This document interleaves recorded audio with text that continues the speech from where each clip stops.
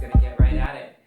So first, what you want to do is observe your orchid. The best time to do your Phalaenopsis orchid repot is once the flowers have finished, and you'll end up with these antenna-looking things. So the first thing you want to do is just, unclip the stalks, and you can just set those clips aside. You'll just discard these bamboo sticks. You can save them for later on because your Phalaenopsis does rebloom, and the whole point of repotting this is so that you can keep it as a perennial plant and enjoy another set of blooms in about a year from now. So what I have is a disinfected pair of pruning shears. I just disinfected them with like a vinegar multi-purpose cleaning solution, and then I rinsed them thoroughly with water and then dried them with paper towels. So they're very clean. In case I need to clean in the midst of this, I did bring a 50% water, 50% rubbing alcohol solution. So if I need to use that as I'm going through this, just to kind of clean midway while I'm pruning into these dead roots, or at least the roots that are dead, I have something to clean my shears again with. Here's the alcohol. I also have a small pair of also disinfected scissors. These are more fine scissors if I need them at any point. I may or may not need them with this orchid. And yeah, so as far as clipping these stalks off, you want to clip them down. You'll see the nodes. There's a little mark, like segments. You'll want to cut just above the last segment at the very bottom. Cut those off.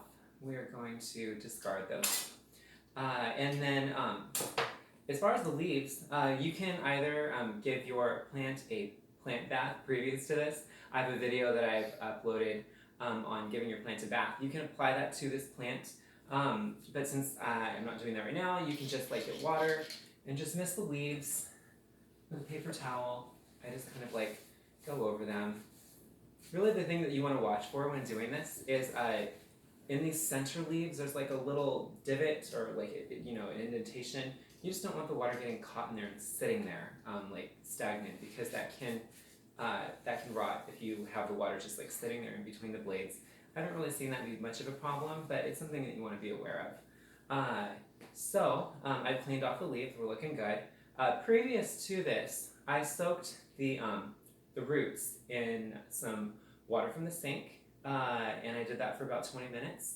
And one of the reasons that is beneficial is it kind of adds flexibility to the roots. And then another thing is, as much as this plant doesn't want too many chloramines, there are antifungal properties to chloramines, and they're in the tap water. So in this particular situation, I feel like they kind of help a little bit. Anyways, so what we're going to do right now is we're going to remove the old potting media. And so we're just going to kind of gently, gently massage the roots apart, and then they'll eventually untangle, and that old potting medium will come out. And this is it's like a peat moss that's in there, or sphagnum moss, and I'm just going to remove that. And that will give you a clear view of what's going on with the roots, how much root pruning you're going to want to do. So orchids are epiphytes. They live on trees, under the canopies of trees in tropical areas, and they don't use the trees for anything nutrition-wise. They're not parasitic. They use their roots to mount themselves to the trees.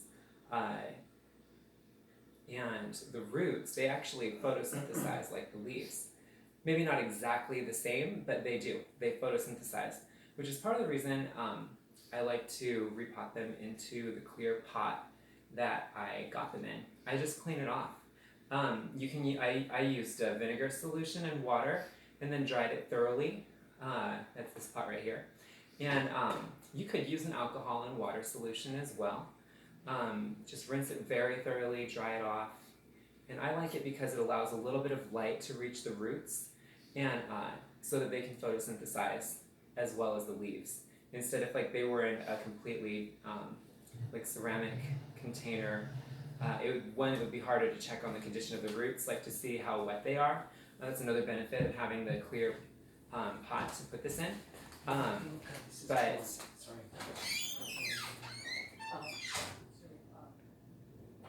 but it also helps the roots maintain a bit of moisture. So here we go, I'm just getting that all out. A lot of moss. Here we go. There's a lot of healthy roots on here. So essentially what you're going to want to do when repotting your orchid is you want to remove all of the dead roots. Here we go. And I wouldn't worry about getting every last little nibble of old potting media off of the roots, but you do want to remove most all of it, as much as you can. The benefit to changing the potting medium out is that this old potting medium, as it breaks down, it becomes finer and finer, and it can block like air that gets to the roots. If you notice, orchid bark is there's a lot of airspace in between the bark granules, and so as that breaks down, it becomes finer and finer until it's a mesh, and then the roots aren't breathing as well, which is why you want to repot this. I would recommend repotting this once every other year. I think that's really great. And then just do it at the end of the bloom cycle. You could repot it once a year if you want. It's not, a bad thing to do. There are benefits to that, but really you only really need to repot this once every other year.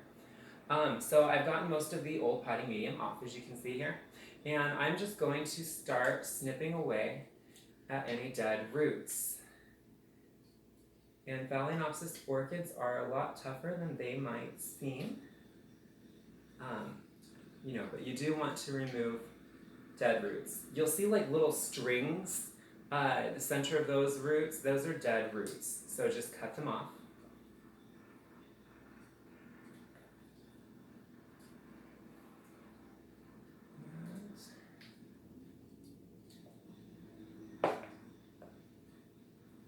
Here we go. So yeah, what I do is just dig around there and see how many dead roots there are. You want to cut that all out as much as you can. In the meanwhile, what I've also done is I have some orchid fir bark. It's already pre-mixed, and it's a fine grade, so it's smaller granules. I like that a lot because I feel like it can really fill in the gaps in between the roots when I'm repotting this. And what I've done is I've submerged it in hot water, and I've let it sit in there for about 15 minutes, and then I rinsed it off with cool water, and now I'm letting it drain in a sieve over a pot. It has cooled down. It is now room temperature, so it'll be great to use on this orchid.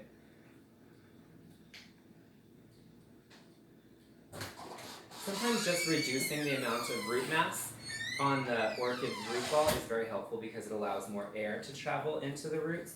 So if you need to remove some roots that maybe aren't dead, but just to allow some more space in there because maybe your orchid was just so healthy that it had tons of roots, it's okay to reduce the root ball mass as well to allow for more air circulation and more light. All right. So I've gotten most all of the dead roots off. Depending on your orchid though, there may be more or less than you see here as far as the dead roots, or the dieback on the roots, I should say. The roots are alive. Some of the roots are dead. All right, here we go. So here's our old potting medium. I'm going to pot this up in a different container. So here we are, and here is our new saucer to pot this up into.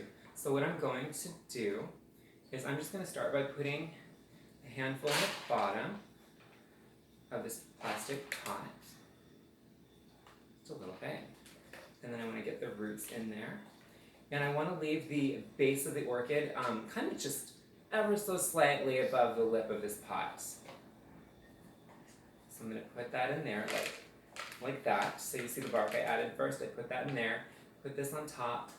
It's okay if some of the aerial roots are protruding above the pot, that's totally fine.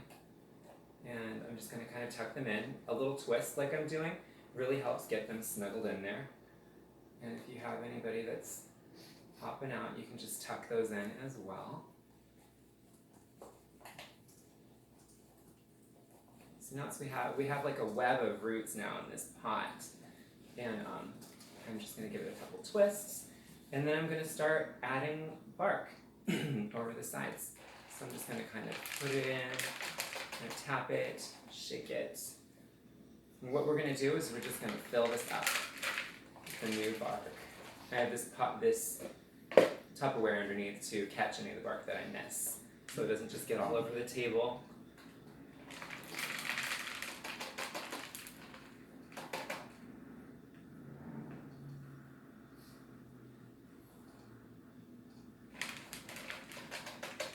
There we go.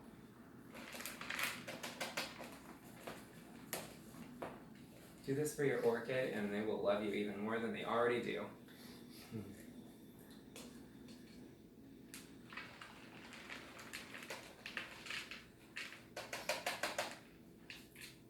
So what soaking the bark in hot water does is it allows the bark to get fully saturated with water.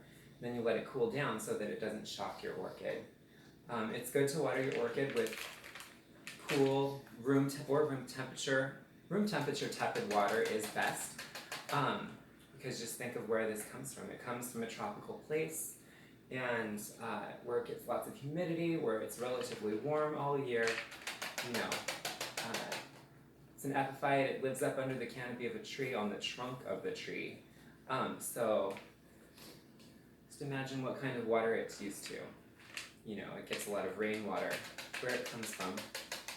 And rainwater is absolutely good for orchids. If you haven't seen my video on orchid care, I have a video on Phalaenopsis orchid care that'll teach you about how to water your orchid, how to fertilize it, when to fertilize it. I also recently posted a video on succulent orchid pumpkins, where you mount an orchid to the top of a pumpkin adorned in succulents. How awesome is that? That might be one that you want to check out too, but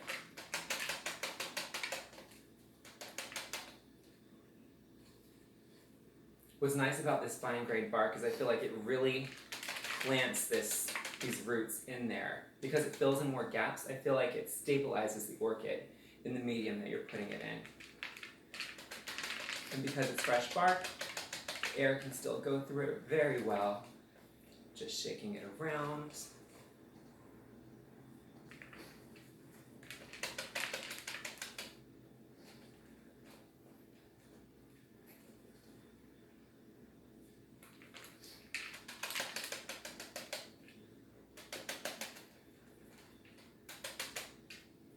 All right, there we go. So what you can do now is you can just shake it a little. It's very snug. The roots are doing fantastic. I'm noticing little gaps that I missed. I feel like hitting the side of the pot knocks all the bark in between roots that it hasn't filled in. All right, so this is filled in. So once you've repotted your orchid, you have fresh, clean leaves for photosynthesis. You have bark that allows air to travel through it, and there, small amounts of light can get through there. The roots can still, the light can still go through this plastic pot. I have a cylinder pot right here. I like so this is essentially my glorified saucer. In other words, if you fill this up with water, it doesn't leak. And so I just placed the orchid directly in there. If you were concerned about the porosity of your pot, in other words, you weren't sure if it was going to leak, or if there was actually a hole in the bottom, all you need to do is just get a saucer, put that in there on the bottom, and you're good to go. As far as, I picked this cylindrical pot because it allows a little bit of space around the sides of this orchid's pot. And then the light white color, also metallic color could work really well, or any sort of light pastel, or, anything that reflects light, I think is beneficial. That's me and my attention to detail. It might be a little bit much, but, whatever suits your fancy, as long as the pot, this orchid pot, fits into your decorative pot, you're good to go. So here we are, and I'm just going to set this in here right now, but what I would do after this is just run it under the sink one last time to nuzzle all that bark in, kind of fill everything in, saturate the bark just one more time, and help it's set in between the roots where I've shooken it into. And voila, you are good to go. This orchid is all set up for another year, and yeah, that's about it. If there's any questions that you have about repotting your Phalaenopsis orchid, please feel free to let me know in the comments below. If you haven't subscribed to my channel, please do subscribe. I really appreciate all the support that I've gotten on this channel. Once again, my name is Jason. Thanks again for hanging out.